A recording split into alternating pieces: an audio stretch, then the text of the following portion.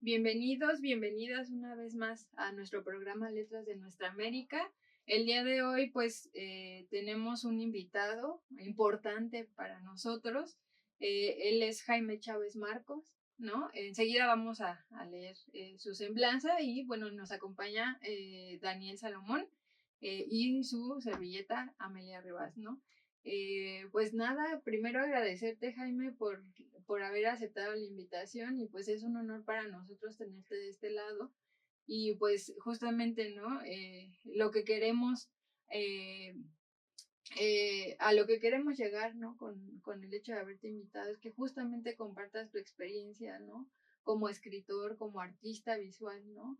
Desde tus raíces, ¿no? Entonces, pues vamos a conocer un poco de Jaime.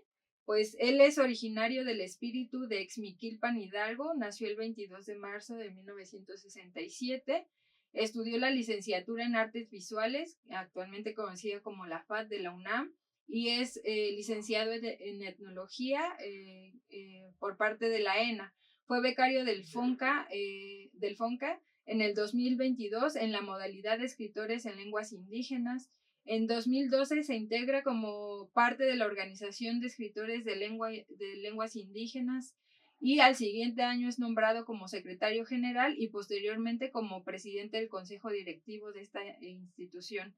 En 2013 funda la organización Nación Otomí, con profesionistas de varios estados donde se hablan las variantes de la lengua otomí. En 2017 fue conductor del programa de radio Nación Otomí, transmitido en internet por la radiodifusora Radios Lobos de la Ciudad de México. Imparte cursos de idioma ñañú, es traductor e intérprete por parte de la Secretaría de Pueblos, Barrios Originarios y Comunidades Indígenas Residentes de la Ciudad de México. Ha participado en recitales poéticos a nivel nacional e internacional en Italia, Nicaragua, Colombia, Chile y Venezuela.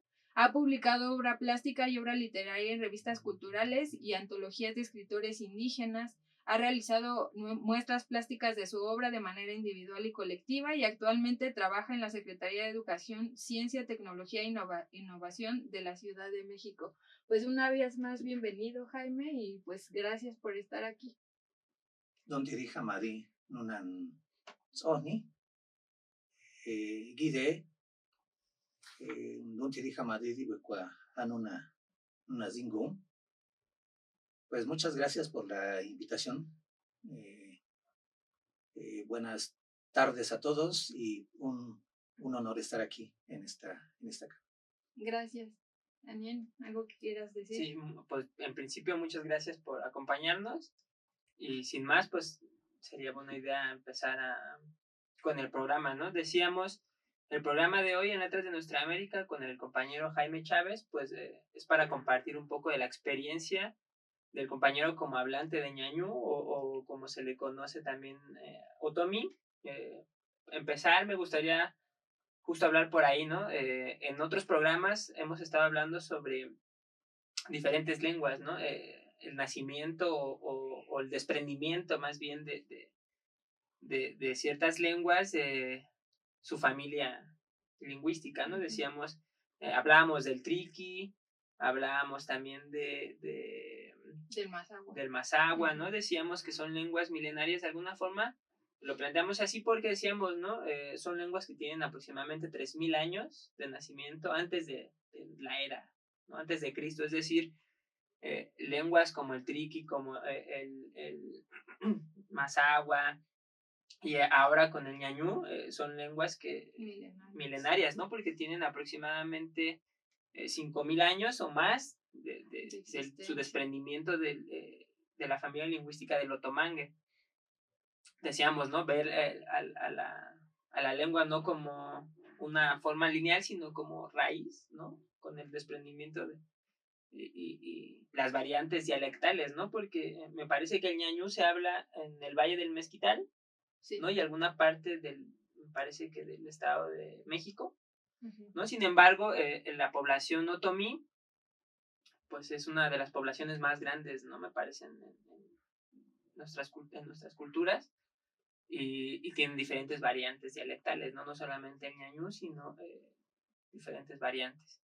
Y desde ahí me parece interesante, ¿no? Porque el compañero Jaime que nos acompaña hoy es hablante de ñañú, es perteneciente a la nación ñañú, y desde ahí escribe y hace artes también, ¿no? Visuales. Sí, pues Jaime, no sé si quieras iniciar compartiendo pues cómo te interesas en la escritura ñañú, el arte ñañú justamente, y pues agradecerte también que hables en tu lengua, ¿no? Creo que es algo bien importante y pues para visibilizar, ¿no? Un poco de lo que nos compartías también es pues que hay profesores, maestros, maestras en tu comunidad, ¿no? Que justamente lamentan que el ñañú en las generaciones actuales pues ya muy poco se habla, ¿no? Muy bien, pues quiero empezar en comentar esta información retomado de la obra México a través de los siglos. Es una obra sobre la historia antigua y contemporánea de nuestro país, y sobre todo del tomo número 1, muy importante por esta información que dan. Está el dato de que aproximadamente hace 5,000 años, en lo que actualmente es el territorio mexicano, se hablaban 3 lenguas importantes que son, podemos decir, la raíz de las diferentes lenguas actuales y toda esta diversificación que se dio a través del tiempo. Se menciona a estas 3 lenguas con sus culturas particulares. Hace aproximadamente 5,000 años ya se encontraba como una cultura con su lengua migrante en el norte del país hacia el centro, que es la lengua y la cultura náhuatl. Por otro lado, en el sur, desde Centroamérica hasta Yucatán, el sur de nuestro país, ya se hablaba y estaba la cultura maya.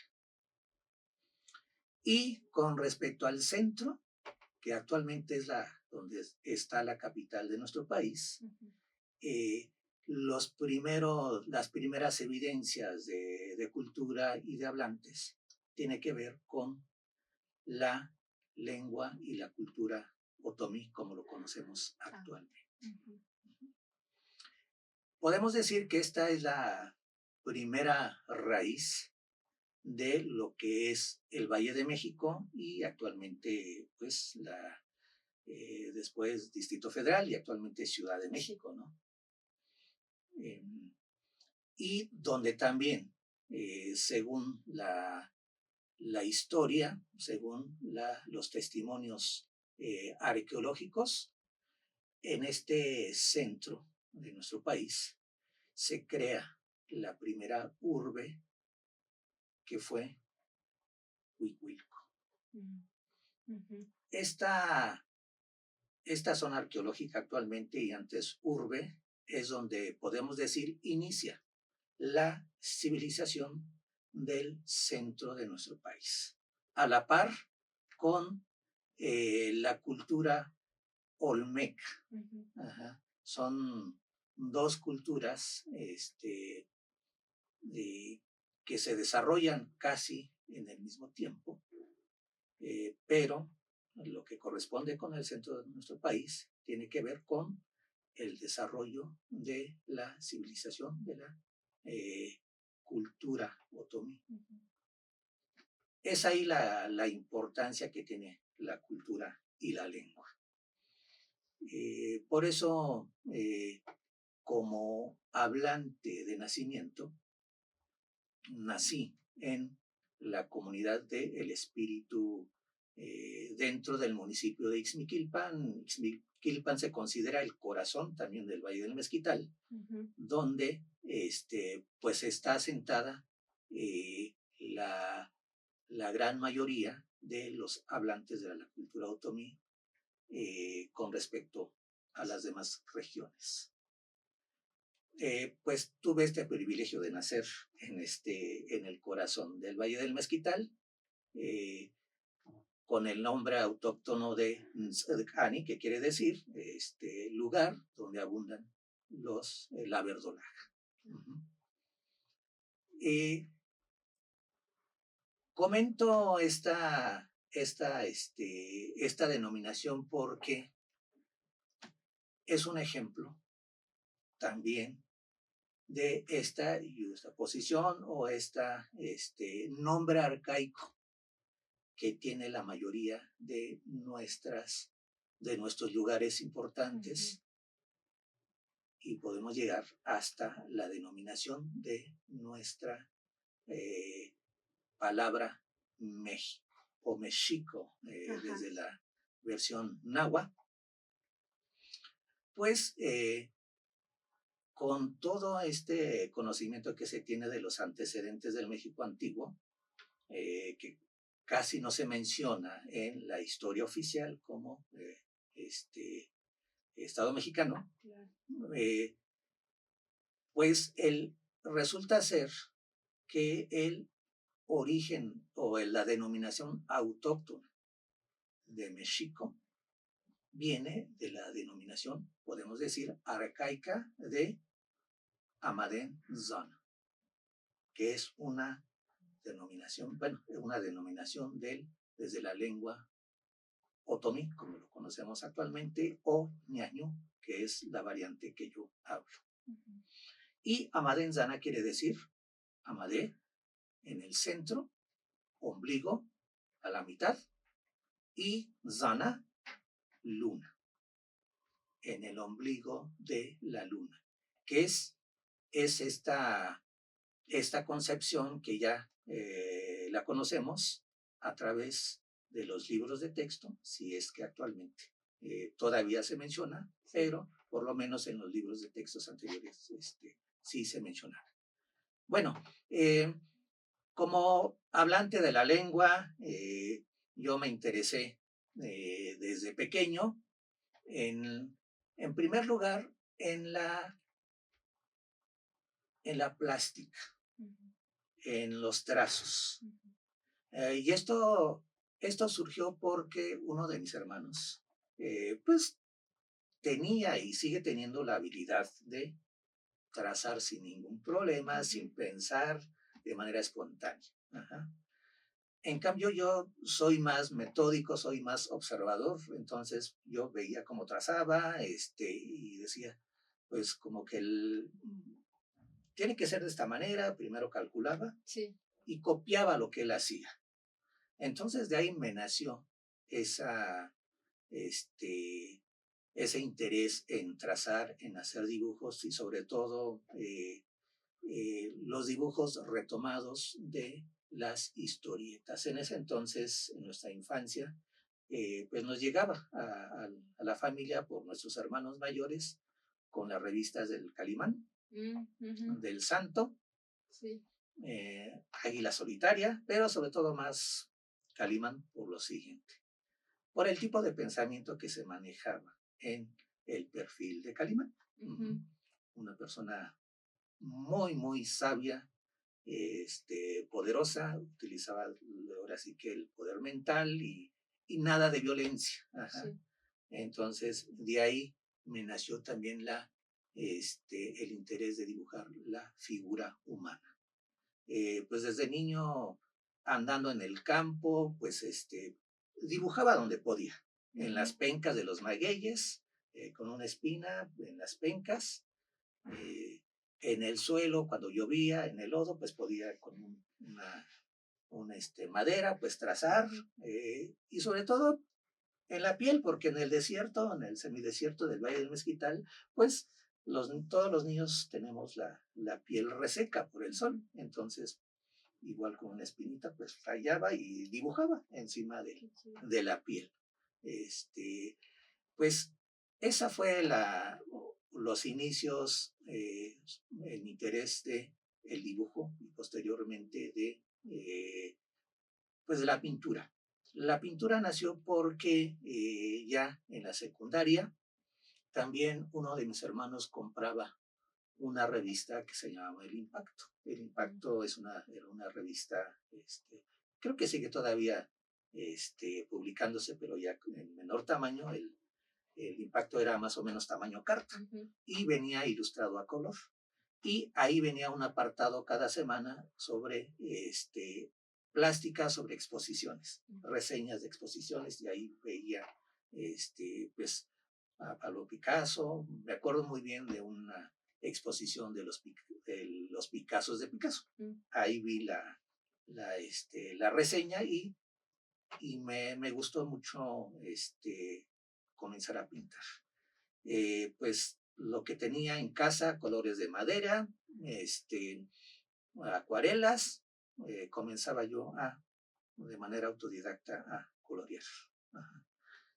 Con respecto a la pintura, pues, y decía, cuando sea grande, me gustaría ser pintor. Y creo que se logró. Ya cuando terminé la preparatoria en la ciudad de Ixmiquilpan, mi interés fue estudiar la carrera de artes visuales, porque en la biblioteca de la escuela preparatoria, el doctor José María Luis Mora se llamaba, pues me encontré una guía de carreras y encontré esa carrera de artes visuales en la UNAM. Sí. Y fue mi interés de terminado la prepa, presentar examen en la UNAM. Afortunadamente pasé e ingresé a la Escuela en ese entonces Nacional de Artes Plásticas en Xochimilco. Sí. Y fue cuando ya de manera profesional pues, me involucré en las técnicas, pues, terminando la carrera en el medio. Aunque pues uno terminando la carrera como artista visual, como pintor, como escultor, como fotógrafo, como grabador, uno decía, pues ya terminé la carrera. ¿Quién me va a contratar? Sí, claro. Pues surgen esas reflexiones existenciales que a mí me duró por lo menos un día, no me duró mucho. Ay, qué bueno, qué bueno. Esa pequeña trauma lo experimenté estando en la escuela. Me senté ahí afuera de la Escuela Nacional de Artes Plásticas. Me quedé toda la tarde así como que, pues, ¿qué voy a hacer? ¿Quién me va a dar trabajo? ¿Quién me va a contratar? No tenían la mínima idea de qué hacer para comenzar a trabajar, ¿no? con la profesión.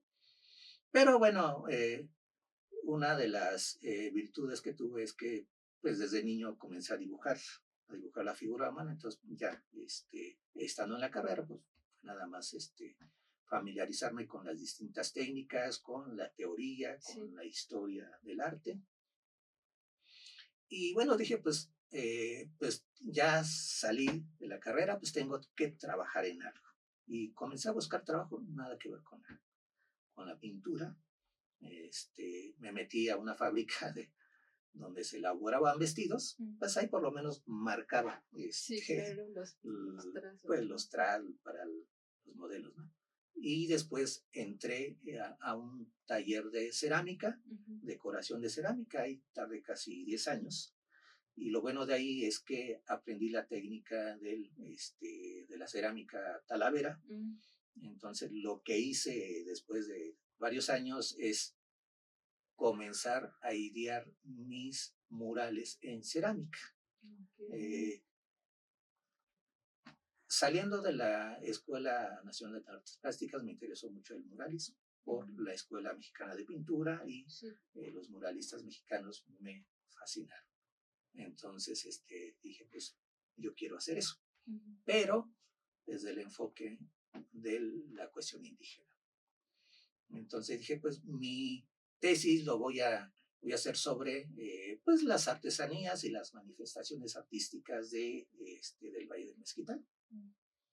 Pero fue nada más la idea, porque pues también tuve esta crisis existencial de, pues, ¿me servirá el título para que me contraten como pintor?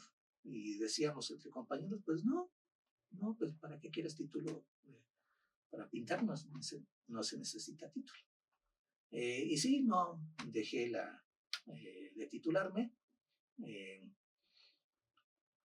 Error que cometí porque después que entré a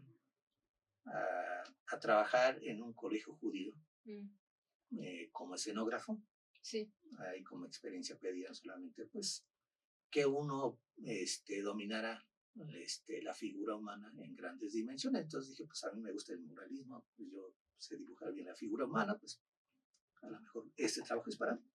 Y sí, así fue. Tuve este trabajo como escenógrafo. Me sirvió mucho porque pues apliqué todas las técnicas y toda la creatividad que yo tenía. Ahí manifesté mi creatividad en la elaboración de escenografía para los distintos eventos religiosos, académicos, culturales en la escuela judía. Y la literatura, bueno, esto surgió un poquito después. Sí, desde niño también en el campo, pues me gustaba observar y me inspiraba, entonces comenzaba a, pues, construir mis primeros poemas. Sí. Pero ahí nunca dije, pues, cuando sea grande quiero ser poeta. No, para nada. Esto surgió cuando inicié mi segunda carrera, que es la carrera de etnología en la Escuela Nacional de Antropología. Teniendo ya el primer año de la carrera, me ofrecen dar cursos de idioma otomí en la coordinación de lenguas. Entonces, pues sí, lo acepté y dije, pues sí, soy hablante. El problema es que no tengo la didáctica, ¿no? Pues cómo comienzo a impartir clases si nunca he dado clases de mi lengua, ¿no? Entonces lo que hice fue, pues dije, pues voy a comenzar a escribir y de eso es lo que voy a enseñar.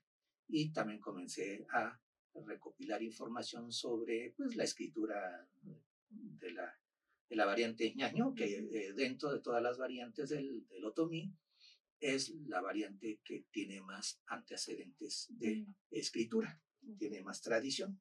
Entonces, pues no me costó trabajo encontrar sobre el alfabeto, sobre ya libros escritos.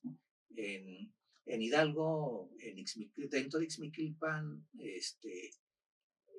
la comunidad de Remedios fue sede de la Academia de la Cultura y Lengua ñaño, en donde profesores bilingües se organizaron para trabajar con algunos lingüistas y con el interés de elaborar un alfabeto propio de la variante ñaño.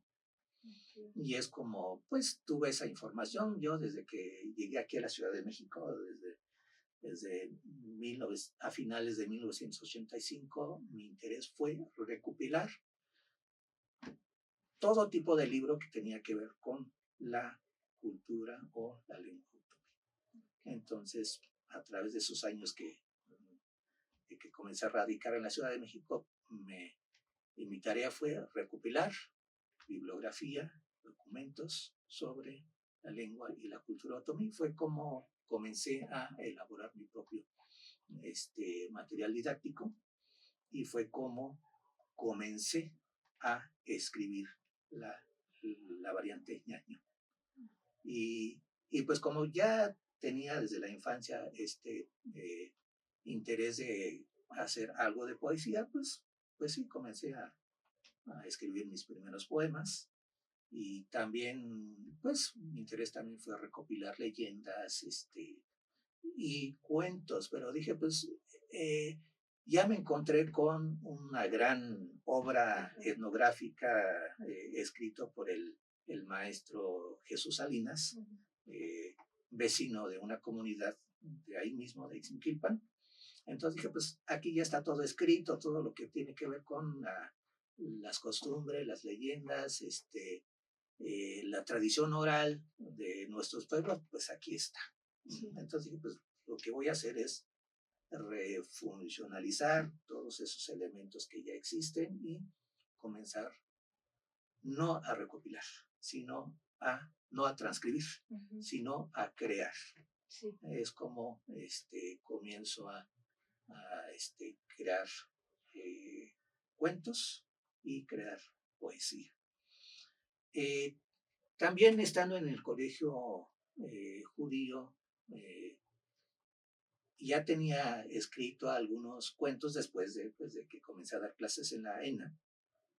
Entonces, pues veía las convocatorias del FONCA sobre escritores en lenguas indígenas. Entonces dije, pues, si meto un proyecto no pierdo nada, si no me seleccionan, pues no pasa nada. Sí, claro. Igual estoy acostumbrado a no tener nada.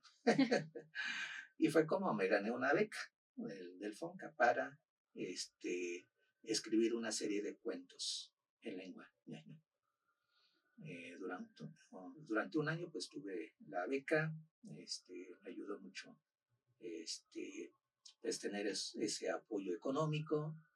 Compré mi primera computadora, que en ese entonces no estaba muy, no era popularmente conocido. Sí. Tener computadoras en casa de manera individual, ¿no? Sí. Entonces fue como, gracias también a la computadora, me sirvió mucho porque, aunque yo no sabía usarlo, poco a poco, con la misma práctica comencé a tener mi correo electrónico. Sí. Y fue también como me comenzaron a contactar para invitarme a eventos. Después de que estuve en el FONCA, pues también pues el FONCA se encargó como que de promoverlas a los escritores nacientes o emergentes. Ok. Dani, no sé si quieres preguntar algo. Hasta aquí, ahora sí que sí, está bien. Una pausa. Sí, a mí me recuerda mucho la historia como del siglo pasado, ¿no? El acercamiento a las artes, a la escritura, pensando en escritores, en muralistas incluso del siglo pasado, ¿no? Los grandes muralistas mexicanos, pues la globalización en este momento de la historia y la tecnología o sea, el acceso a la tecnología en México limitado, ¿no? Y en general, ¿no? Porque vemos que la tecnología avanza a pasos exponenciales, ¿no? O sea, si pensamos en la tecnología en los años 50, en los años 60, en los años 70, ¿de qué manera va avanzando la tecnología, no? Parecía que del 2000 para acá dieron un salto así abismal. Y justo esto me recuerda, yo decía, ¿no? A estas historias, porque de qué forma uno se acerca al arte y a la escritura, ¿no? A las artes en general, de qué forma se acerca uno cuando uno viene de una comunidad indígena, ¿no? De un pueblo. Pues me parece que habitar una comunidad indígena, habitar un pueblo es ya habitar el arte, ¿no? Uno está rodeado de naturaleza, ¿no? Ya sea valle, sea montaña, sea desierto. Me parece que la naturaleza es arte, ¿no? Y eso, para empezar, a mí me parece pues genial, ¿no? Como ese acercamiento al arte, ¿no? Desde la infancia, decía el compañero, hasta en las pencas de los magueyes, ahí pueden encontrar tal vez aún mi firma, si aún está vivo el maguey, ¿no? Sí. Y eso en primero, ¿no? Y también en reflexionar sobre el acercamiento que tenemos hacia las culturas indígenas en la Ciudad de México, ¿no?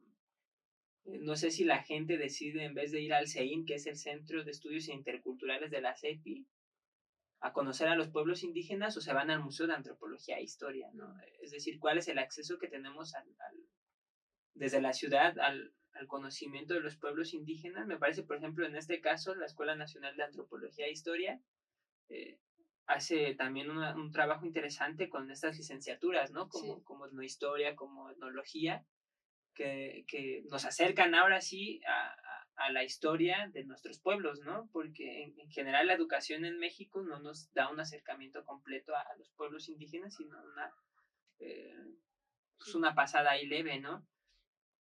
Y en ese sentido me parece también que escuelas como la Escuela Nacional de Antropología son importantes por eso, ¿no? Porque ahí está presente el estudio nuestros pueblos, ¿no? No solamente como estudios antropológicos, decíamos, ¿no? Como parte de los estudios hacia un pueblo, sino es el mismo pueblo el que está estudiándose a sí mismo ahí, ¿no?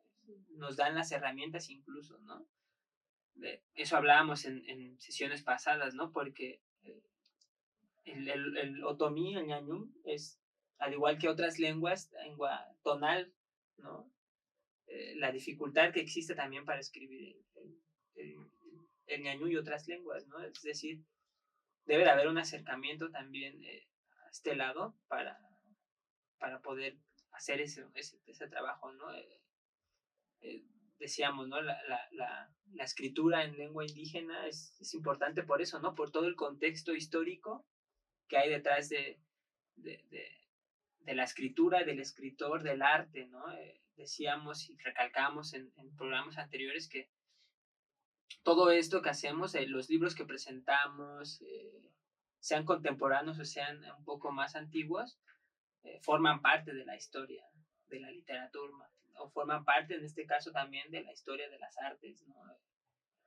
Y eso es importante que quede claro también, ¿no? Que estamos haciendo de alguna forma historia de eso. Sí, exactamente, ¿no? Y justo retomando como este tema de la historia, yo creo que acercarnos a lo que tú has creado, Jaime, ¿no? Desde las artes visuales, ¿no? Desde esta faceta como poeta, ¿no? Como etnólogo, yo creo que es importante, ¿no? Porque finalmente hacemos una visibilización, ¿no? Justamente de lo que a veces uno piensa, ¿no? Desde la historia oficial, ¿no? Que ya, o sea, quedó ahí, ¿no? Como en ese espacio, en ese tiempo, y justamente lo que hacemos o intentamos hacer en este programa es revitalizar, ¿no? Justamente, ¿no? A partir de cada una de las experiencias y desde la propia aportación que tú realizas, ¿no? En este caso particular desde las artes visuales y desde la poesía, ¿no? Y en ese sentido, bueno, me gustaría un poco conocer, ¿no? Más sobre esta parte de tu escritura en ñañú, ¿no? Eh, pues cómo fue ese inicio, ¿no? Para ti, cómo ese proceso de poder escribir en tu lengua, ¿no? Que es algo que, pues, algunas lenguas sí son conocidas y se escribe en ciertas lenguas, pero pues no es el caso, ¿no? Pues de una literatura en todas las lenguas originarias, ¿no? Bueno, al menos, por ejemplo, los triquis, no, digo que vivimos en una comunidad triqui, no, al menos yo no conozco, ¿no? Algún poeta, ¿no? Que escriba desde el triqui, ¿no? En este caso, ¿cómo es que comienzas tú a jugar con estas palabras, ¿no? Eh, en tu propia lengua. Bueno, pues la verdad, en la escritura ñañú, comentaba que tenemos este antecedente. Sí. Inclusive tenemos diccionarios coloniales. Entonces, pues, ya con el trabajo que hicieron los maestros bilingües interesados en recuperar, ahora sí que la escritura en lengua, pues se crea una nueva escritura, porque no sabemos cómo se escribía anteriormente, ¿no? Sí. Pudiera ser que con los glifos que conocemos, ¿no? Pero, pero ya como esta nueva manera de escribir, una vez teniendo aquí pues la etapa neocolonial, pues, pues sí tenemos este antecedente de diccionarios elaborados por pues personas interesadas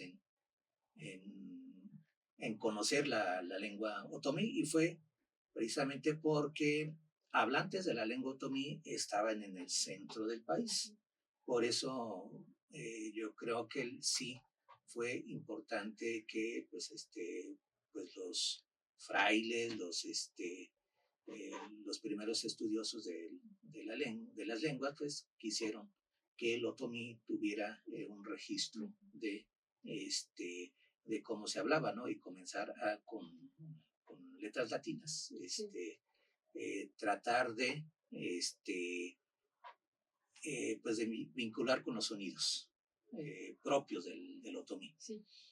Fue por eso que igual de niño ni siquiera entraba a la primaria, pues con mi hermano también escuchábamos nuestra manera de hablar y tratábamos de escribir con las pocas letras que conocíamos, ¿no?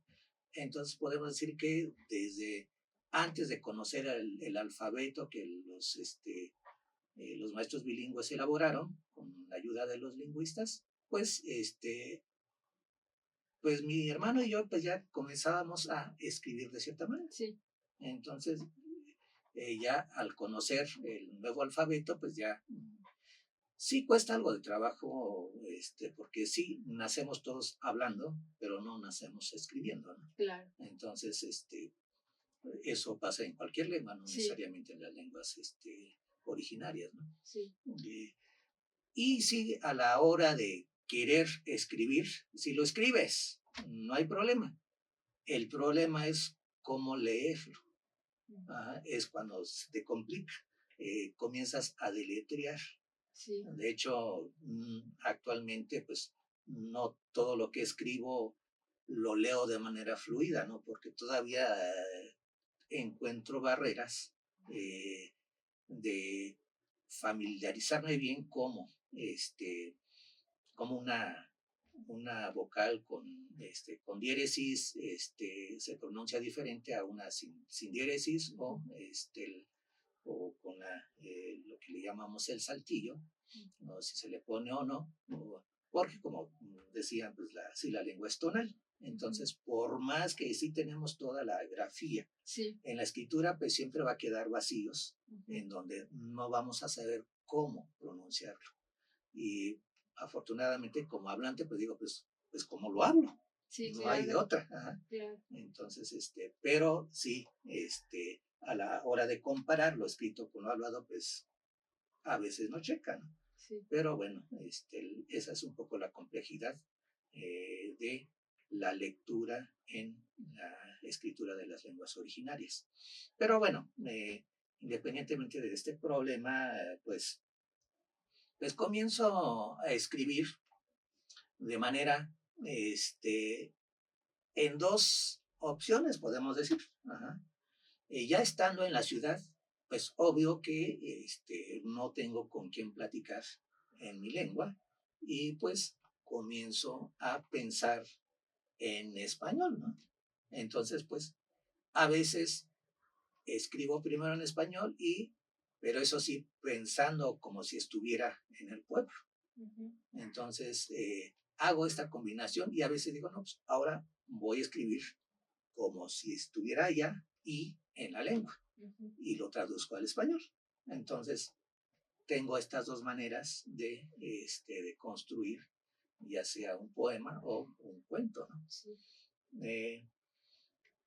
Y pues, recuerdo muy bien que el primer poema lo escribí aquí en la ciudad. En ese entonces estaba yo trabajando por Barranca del Muerto, por Álvaro Obregón. Rentaba un cuartito, me quedaba solo ya en la tarde y pues comenzó a llover, yo estaba recostado en la cama y me entró como una especie de ensoñación.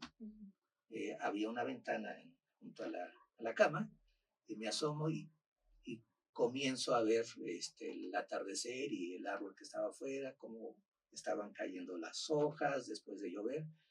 Entraba al cuarto pues el olor a humedad de la tierra, entonces, y podía ver la luna también atrás del árbol. Entonces fue un momento mágico para mí, en donde comencé a cerrar los ojos, comencé a oler el olor de la tierra y lo que había visto previamente en la ventana, cómo iban cayendo las hojas, pues me nació esa inspiración de escribir el primer poema que se llama yotashi, que quiere decir hoja seca, precisamente por las hojas que caían.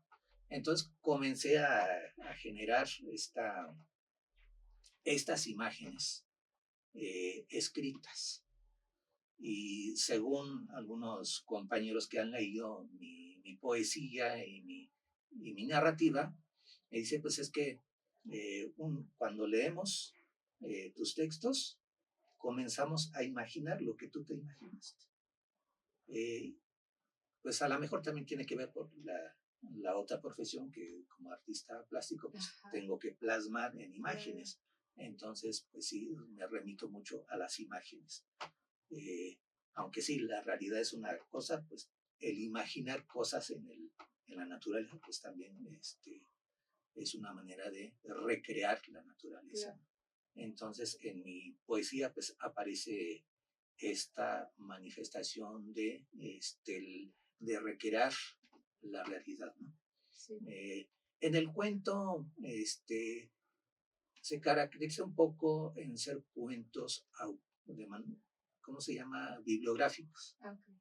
Porque retomo todos los recuerdos que tengo de la infancia y voy distorsionando, pues, los personajes, o pienso en una persona y digo, pues, este va a ser mi personaje, pero ya al momento de colocarlo en la escena de mi historia, pues, cambio de, pues, de discurso, recreo mi propia historia, mis propias escenas, ¿no?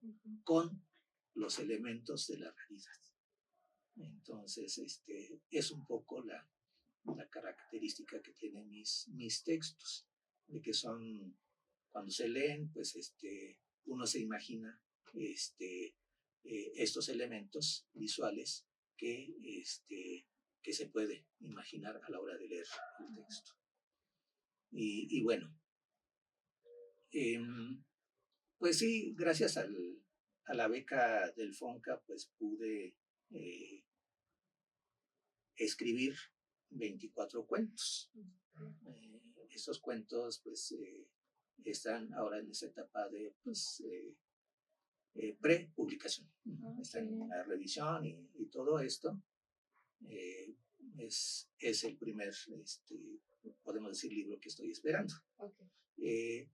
La poesía se da más de manera, podemos decir, espontánea. Yo, la verdad, no escribo poesía por escribir. Me tiene que nacer algo, un motivo para escribir. Solamente así escribo. Yo digo, hoy me voy a sentar y voy a escribir poesía. No, solamente cuando hay un motivo, algún acontecimiento importante que me llega y es cuando sale esa poesía. Y ya con todas las, ahora sí que las técnicas de la poesía, que la metáfora, la comparación, sí, estos elementos literarios. Pero, pues sí, es pensando desde la cultura, desde la lengua. Cuando escribo, aunque estoy en la oficina o estoy donde me llega, entre comillas, la inspiración, o puedo andar en la Alameda y pues comienzo a escribir porque me nació y tengo que capturar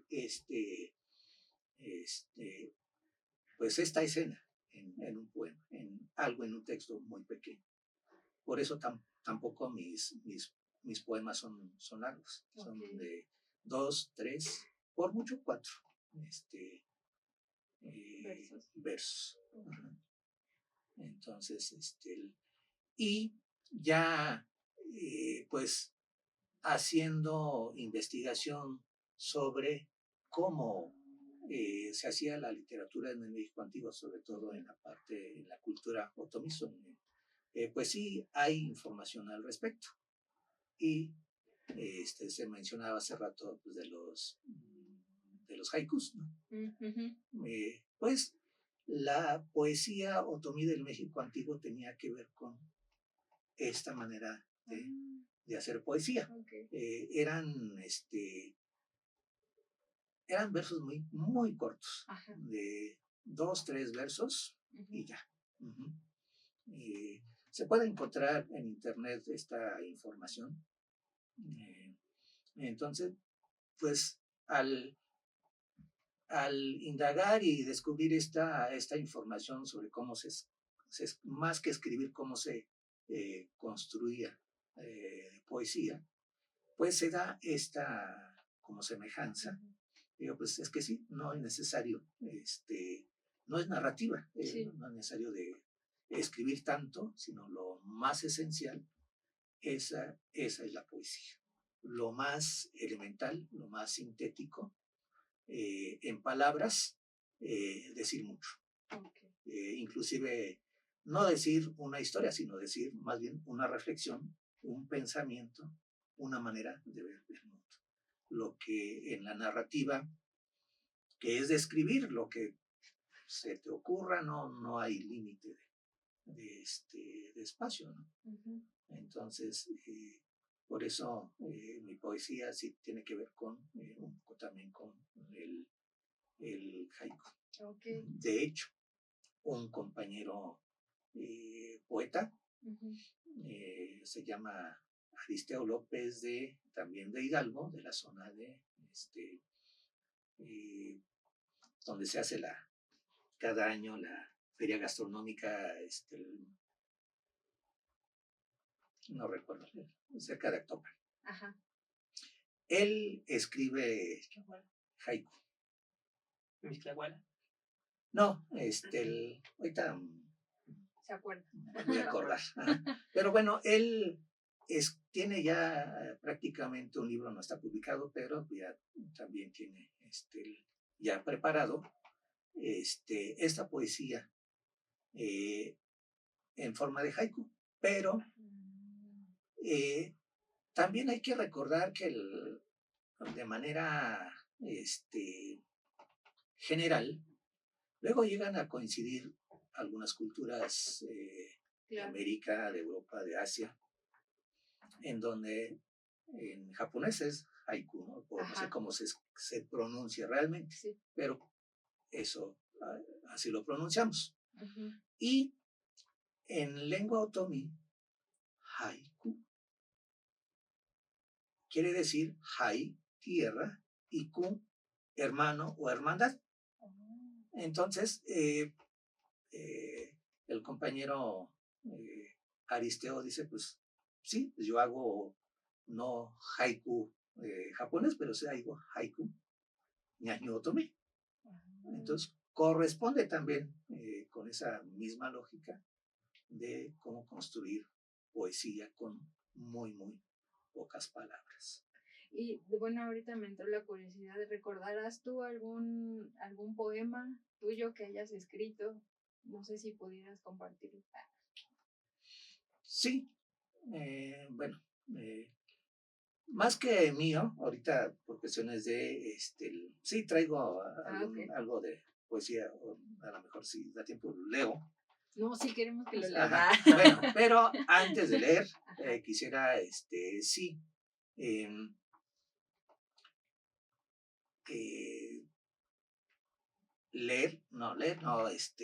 declamar, porque aunque dicen que la declamación es más como de primaria, pero bueno, en la cultura otomí tenemos este antecedente de un poema actualmente hecho canto, que es ahora casi el himno del Valle del Mezquital Hidalgo. Este poema corto tiene la misma característica de la poesía de Nezahualcóyotl, que tiene que ver con lo que él llamaba la flor y el canto, el concepto de la flor y el canto.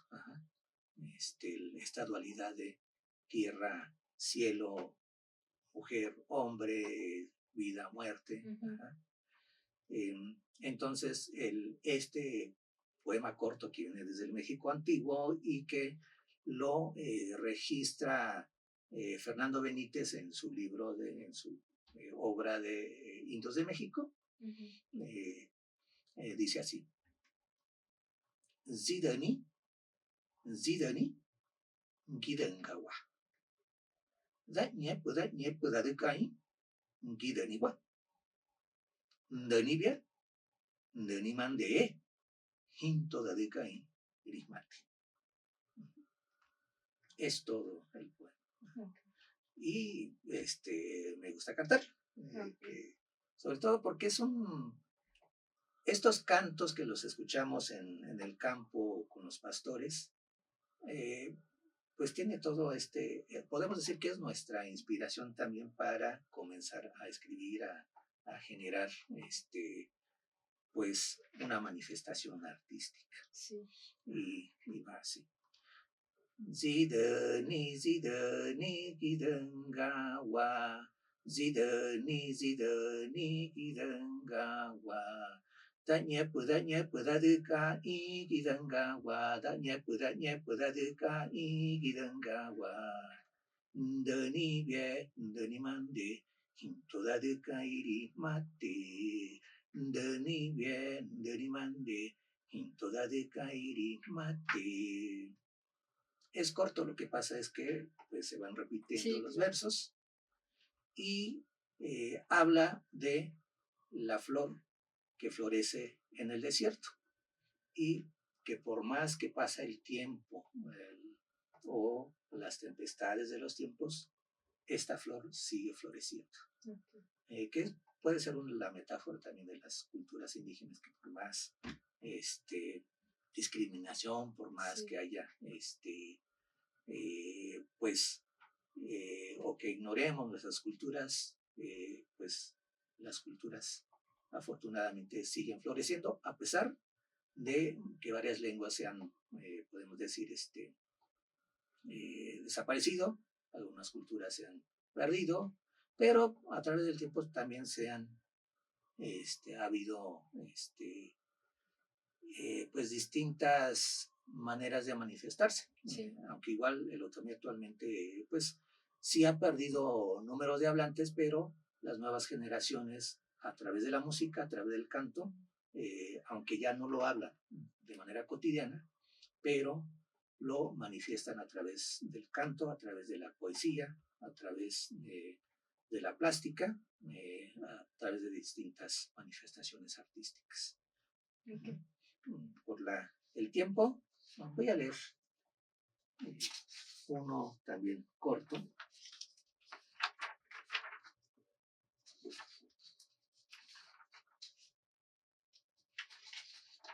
¿Cómo pudiera hacer esto?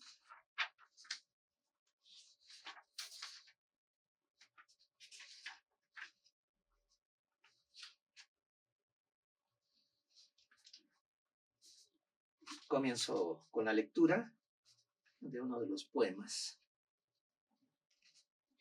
Este poema lo escribí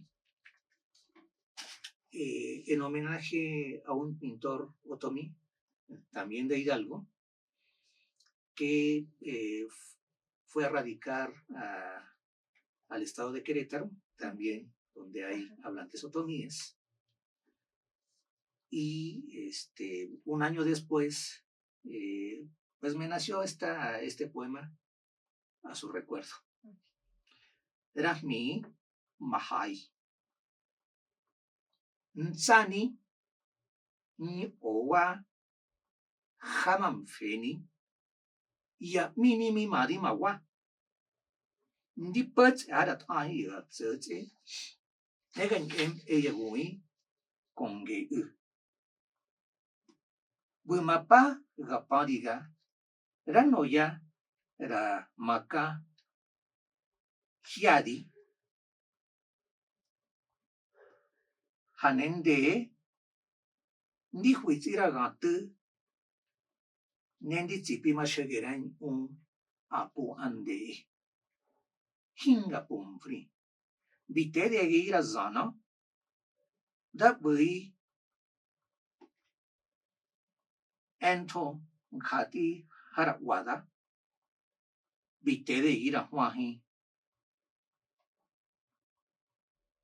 Virakagi ranzaki rakhanya angkang khabu zakati rahmi mahai. el color de mi tierra. De niño, descalzo, curioso, las espinas adoraban mis pies. Me subía a los mezquites para alcanzar las nubes y jugar con ellas en su alegría. Durante el día aprendí la palabra del sol y ya por la tarde madrugaba al colibrí y me bebía todo el néctar crepuscular. ¿Cómo olvidar? Me amamantó la luna. Fui feliz en la cuna del maguey. Me alimentó la milpa. Me nutrió el arco iris. Por eso pinté el color de mi tierra. Muy bonito. Yo quiero aplaudir. Sí, tiene un poco la temática del el color. Uh-huh. El pintor José Luis Martínez pintaba paisajes. Okay. Y era muy colorido. Entonces, por eso lo titulé El color de mi tierra, porque él, platicando con él, conociendo también su infancia, pues tuvimos una infancia semejante. Sí. En el campo, pastoreando, todo el tiempo viendo el desierto. Y es cierto, nacer en un pueblo, los pueblos están en el campo, pues la inspiración llega porque ves el atardecer, porque ves los árboles. Ahí el campo, en la naturaleza, podemos respirar muy bien. Se relaja nuestro cuerpo y con esta relajación pues se produce esta inspiración. Todos los sentidos están pues sanos. Uh-huh. Y es como uno comienza a crear, ¿no? Sí. Dibujando, pintando, cantando, recreando algo. Okay. A mí me gustaría hacer una pregunta rápida. Adelante. Ahorita que nos hablabas de la traducción, ¿no? Y de esta necesidad o de esta tarea que dices de decir, pienso como si estuviera acá para escribir, ¿no? Este juego de palabras. Y es algo que nos preguntábamos la vez pasada, ¿no? Cuando leíamos otros poemas de otras lenguas, ¿no? Decíamos la dificultad, o no sé si dificultad llamarlo de esa forma, o complejidad. La complejidad de escribir en bilingüe, porque decíamos, ¿no? Las palabras que nosotros decimos en español no siempre, o las palabras que nosotros hablamos en náhuatl, depende, o otomí o tríquides, depende desde dónde estemos situados. Desde dónde estamos escribiendo, si desde el español o desde nuestra lengua, se pronuncia igual o se dice exactamente igual, ¿no? Hay conceptos que tal vez en lengua otomí son innecesarios para la lengua española, o que en la lengua española son innecesarios para la lengua otomí, porque se complementan de distintas maneras, ¿no? Es decir, funcionan de alguna forma diferente. Entonces nos preguntábamos eso, ¿no? ¿Cuál difícil es esto, ¿no? De la traducción, porque estoy seguro que no todo lo que uno piensa es posible traducir tal cual. Sí, yo creo que la complejidad viene cuando uno revisa lo que escribe el otro. Ajá. En este caso, cuando yo leo la poesía de la compañera Margarita León, que también es poeta, de Aristeo López, pues sí, entiendo y lo digo, a lo mejor digo, aquí tuvo un error, porque no se dice así, a lo mejor lo tradujo mal. Pero cuando uno escribe con esta, ahora sí que, entre comillas, dominando las dos lenguas, no hay mucha complejidad, porque uno sabe qué palabras usar. No necesariamente es una traducción literal. Cuando uno escribe lo suyo, ¿no? Claro, Dice, estas son mis palabras. porque luego sí en las redes sociales me dicen, pues es que color no se dice ni, por ejemplo, en ese Ajá, poema. sí. Sí, pero pues, es poesía. Ajá, claro. No es algo literal, no es un texto científico, Ajá, sino que claro. es un tema creativo. Entonces, para mí, sí hay traducción para color, pero si lo digo color en otomí, no me suena lo mismo. Sí. Ajá, entonces, mejor utilizo la palabra. En lugar de enjati, utilizo mi, porque para mí es el concepto que me ayuda para esta poesía. Sí, Ajá. claro. Y sin problema, pues sí, yo lo puse así, no le pensé tanto, Ajá. pero cuando sí, Cuando se hace la labor de traducir. exacto, por ejemplo, cuando otro compañero me dice, pues checa si mi traducción está bien. Ajá. Entonces es cuando comienzan, ¿estará bien o no estará bien? ¿Lo habrá pensado así o no? Entonces sí depende también pues de lo que uno sienta. Ajá. Sí. Yo por eso cuando hago la revisión de una traducción de mi variante ñaño, pues sí dejo las opciones. Estas son mis observaciones.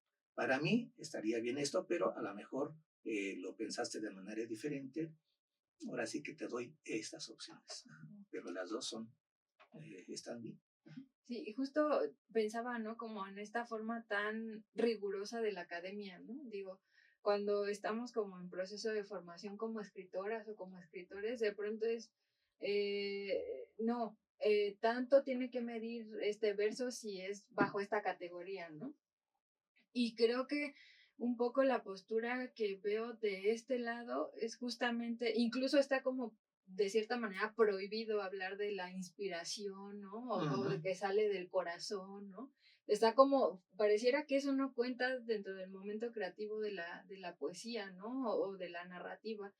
Y eso es algo que me genera mucha, de cierta manera, cierta ilusión, ¿no? Porque al menos sí es, no sé si lamentable, pero sí diría que un poco cerrado, ¿no? Que desde esta formación occidental, ¿no? De decir, así se tiene que escribir, ¿no? Así lo tienes que decir, ¿no? No nada de que algo te iluminó, ¿no? O sea, creo que sí hay una separación total, ¿no? Justamente del humano con el entorno, ¿no? Y yo creo que es algo que se da de una forma distinta en las culturas indígenas, ¿no? Justamente hablábamos sobre Tajisabi, ¿no? Estábamos hablando de él y de su poesía. Y justamente es lo que observábamos, ¿no? Dentro de su escritura también está como acercamiento del humano con la naturaleza, ¿no? Que no es algo que está separado, ¿no? Sino que va de la mano, ¿no? Y de ahí surge también su poesía, ¿no? Bueno, al menos de este poeta. Y yo creo que es algo importante de enunciar, ¿no? Porque pues a mí a rajatabla me han metido, no es que no escribas desde la inspiración, la inspiración no existe en el poeta, sino la técnica, ¿no? Y yo creo que retomar como este aspecto es fundamental, al menos sí diría, bueno, compañeros, tampoco desdeñemos, ¿no? Como, no lo romanticemos, pero pues es como otra forma de poder acercarnos, ¿no? A la escritura, ¿no? De la poesía, de la narrativa.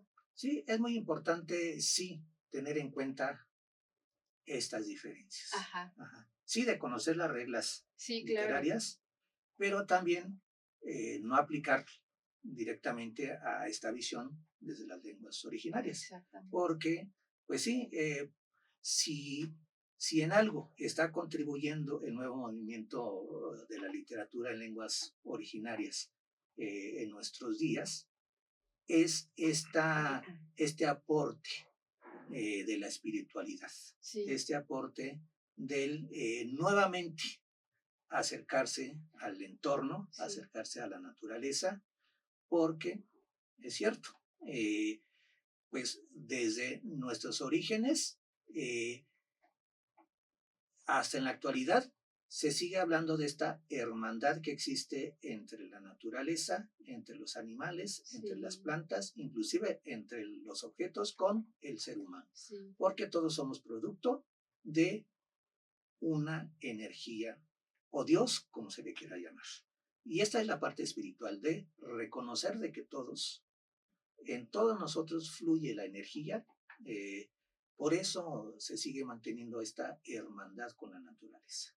Esa es, yo creo que el aporte de voltearse otra vez hacia nuestro entorno, hacia la naturaleza, porque la urbanidad, la ciudad, nos encierra, nos atrapa en ahora sí que y decimos, pues, nos encerramos en tanta información, en tantas reglas, en tantas que nos olvidamos del entorno. Entonces, yo creo que las literaturas en lenguas originarias vienen a dar este respiro nuevamente de la libertad, de olvidarse un poco de las reglas y pues son manifestaciones artísticas de las emociones. Entonces, pues sí, no tienes que atarte a ciertas reglas, ¿no? Pero no ignorar. Sí, claro. Sí, yo creo que, bueno, no sé si es correcto la forma en que lo voy a decir, pero yo diría que es algo complementario, ¿no? Justamente no podemos dejar la técnica, pero tampoco podemos dejar de lado como esta esencia humana y su relación con el entorno, ¿no? Y creo que en ese sentido podríamos hacer un replanteamiento de lo que implica la literatura, ¿no? O las literaturas, ¿no? Que también, justo lo acabas de mencionar, ¿no? La importancia de señalar que son las literaturas y no estamos hablando solo de una, ¿no? Y que justamente en esa pluralidad, pues se reconoce la diversidad, ¿no? Y que, pues es importante, ¿no?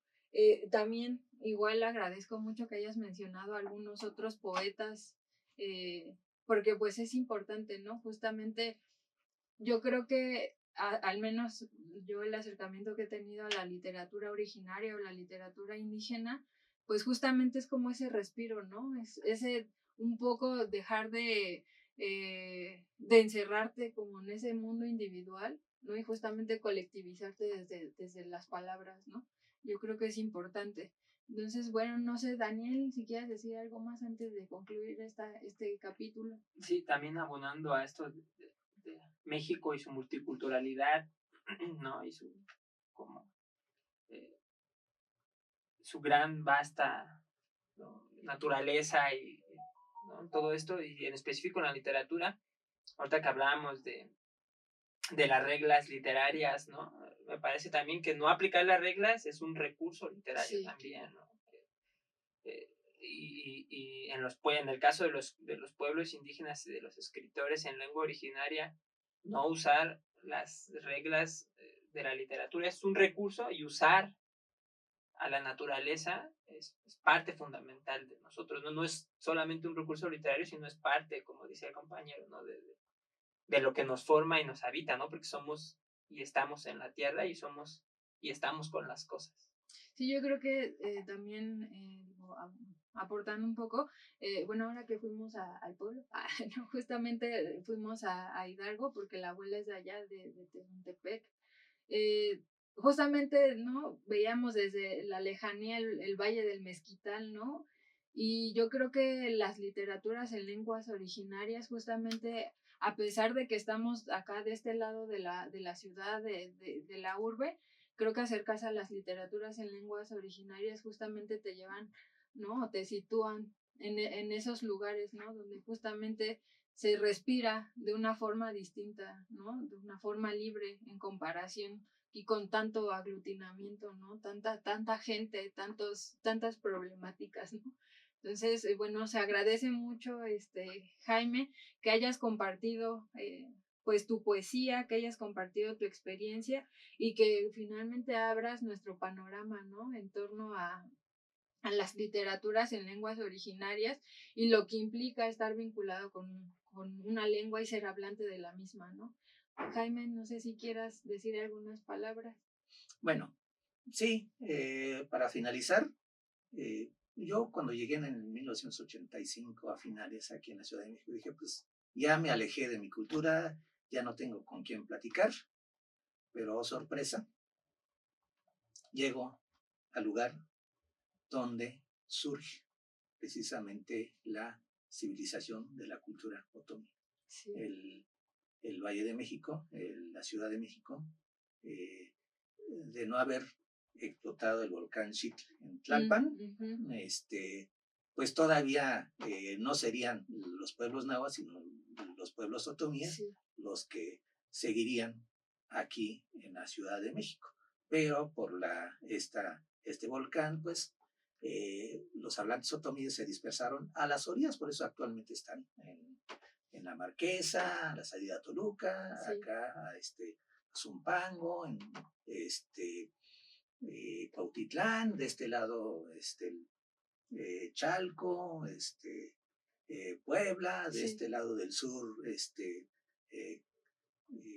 Cuernavaca, en esta parte está el cerro, el Tepoztlán, es unas otomíes. Entonces estamos rodeados por esta actividad volcánica, sí, que lo que hizo fue dispersar. Pero pues aquí en la Ciudad de México están enterrados pues algunos ahora sí que sí, hablantes, la urbe de Cuicuilco. Sí. Sabemos que el Cuicuilco era una ciudad muy grande. Sí. Actualmente pues nada más conocemos la pura pirámide. Ajá, pero pues todo lo demás está enterrado, ¿no? O sea, por lo mismo de que pues ya hay construcciones y sí, todo, pues no se puede levantar todo, pero bueno, quedan algunos testimonios. Y entonces, pues aunque llego a la Ciudad de México, pues sigo en un entorno otomí. Ay, eso es fascinante y pues nada, agradecemos de nuevo que nos hayas acompañado y pues esperamos también ansiosos tu libro, ¿no? Ojalá que exista una presentación y podamos asistir y pues nada, gracias Jaime, gracias Daniel por estar en este programa y nos vemos en el siguiente capítulo. Non ci dica Mari, muchas gracias, hasta pronto.